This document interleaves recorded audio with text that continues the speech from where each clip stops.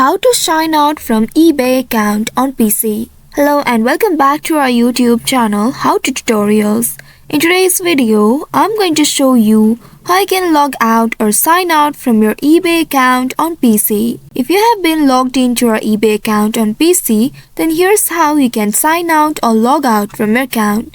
First of all, open the browser where you are logged into your eBay account. In the browser, on the search bar, type in ebay.com. This is the official URL of eBay. Once you have entered this keyword, press on Enter key of your keyboard to search for it. Now within a while, you will be taken to the official website of eBay.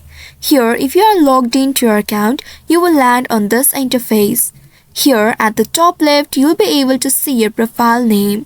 Simply hover your cursor over your profile name and then a pop-up will appear.